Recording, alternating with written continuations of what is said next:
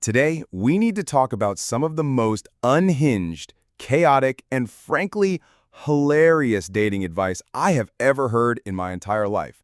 And the best part, it's coming from a celebrity mom delivered to her mega famous daughters, all on the record.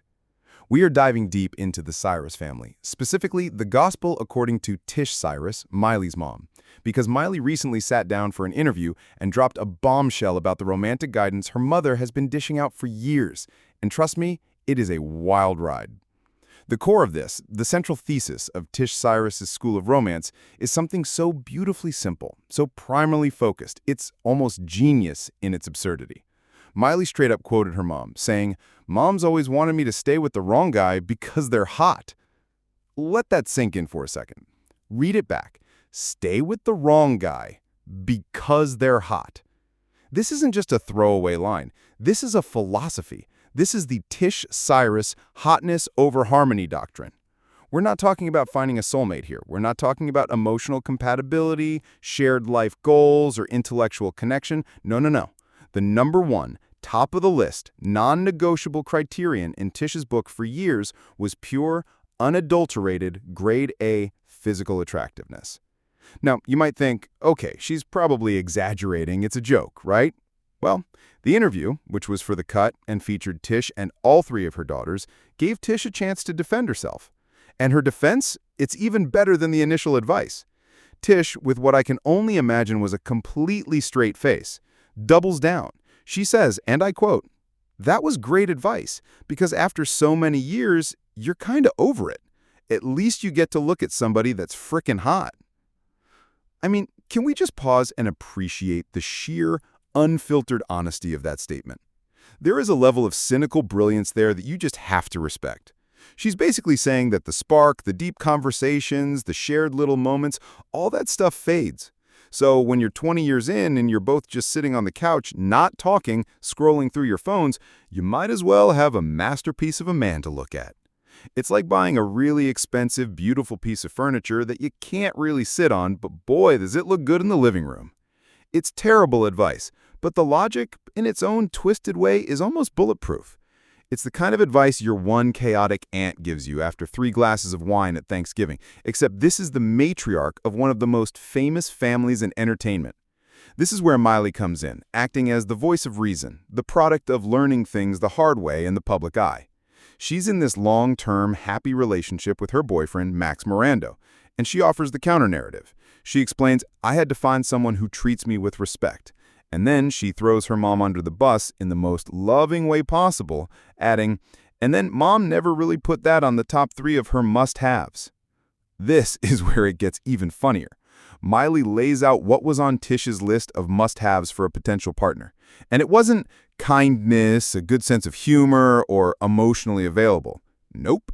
According to Miley, her mom's list was basically, they need to be tall. That's it. That's the list.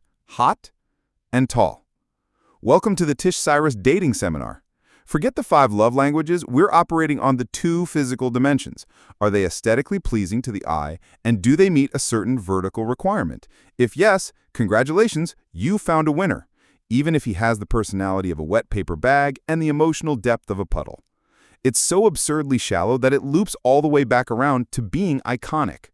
You can just picture a teenage Miley coming home, all excited about a new guy she's met. "Mom, he's so smart and he's funny and he wants to volunteer at the animal shelter."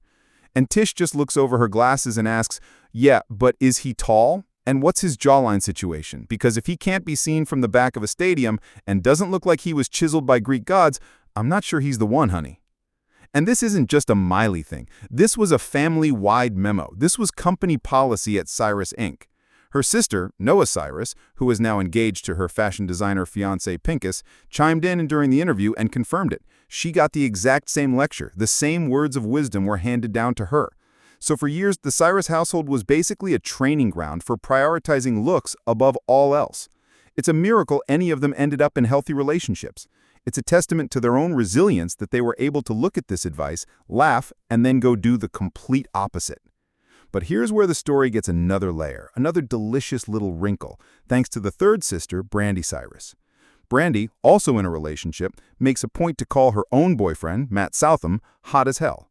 So you can see the maternal influence is still there. She's acknowledging the hotness factor, giving her mom a little nod. But then she adds the most important piece of context to this entire saga. She points out that their mom's whole mindset, this hot and tall only philosophy, has actually evolved in recent years. And why? Why the sudden change of heart after decades of preaching the gospel of the genetically blessed but emotionally vacant man? Miley delivers the punchline, and it's perfect. She clarifies the reason for Tish's evolution. That's because she found someone that is hot and respects her.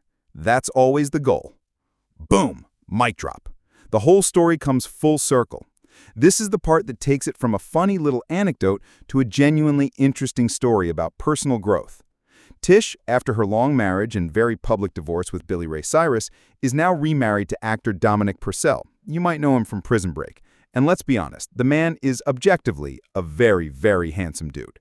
He fits the Tish criteria. He is tall, he is hot. Check, check. But according to Miley and Brandy, he also brings the respect. He brings the kindness. He is the living, breathing embodiment of the fact that you don't actually have to choose. Tish's old advice, as hilarious as it is, likely came from a place of experience, a place where perhaps she felt she did have to choose.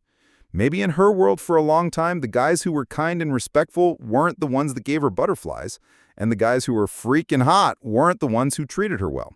So she created a coping mechanism, a philosophy that said, well, if you can't have it all, at least get the eye candy. At least get a good view while your heart is getting trampled on. It's a deeply cynical worldview, but one that a lot of people, unfortunately, can probably relate to. It's the logic of settling, but making sure you settle for someone who looks good on your arm. But now, in this new chapter of her life with Dominic Purcell, she has apparently discovered the Holy Grail. She's found the guy who ticks all the boxes. He meets her old, shallow criteria, but he also meets the new, more mature criteria that her daughters had to figure out for themselves. And because of that, her whole philosophy has been turned on its head. She no longer has to preach the looks over substance sermon because her own life is now proof that you can have both. This is what makes the whole interview so brilliant. It's not just a takedown of a mom's bad advice. It's a story of a family that is so open and honest with each other that they can have this conversation publicly.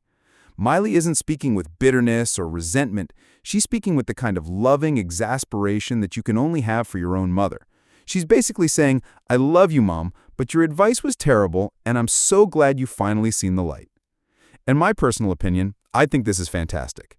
In a world of curated, PR-driven interviews where everyone is trying to project a perfect image, the Cyrus family just lets it all hang out.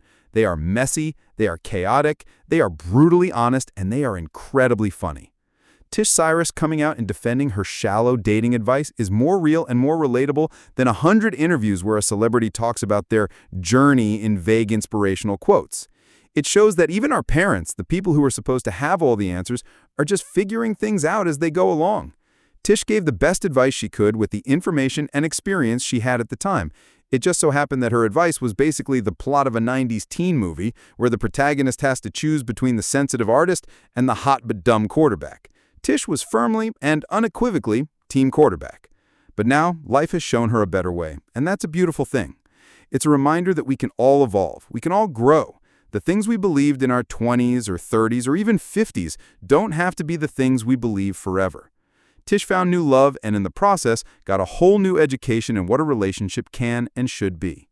She found the guy who was both a beautiful piece of furniture and a comfortable chair you want to spend all your time in. So, in the end, was it bad advice? Absolutely. Objectively, telling your daughters to stay with the wrong guy just because he's attractive is a recipe for disaster and heartache.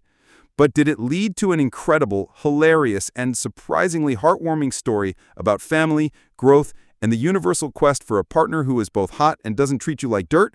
100%. The ultimate goal, as Miley said, is to find someone who is hot and respects you. Tish just took the scenic route to get there. And honestly, I'm so glad she did, because it gave us this absolute gem of a story. It's a lesson for all of us. Listen to your parents' advice, have a good laugh about it, and then probably go and do whatever you were going to do anyway. Chances are you'll figure it out. And maybe, just maybe, one day they'll come around to your way of thinking.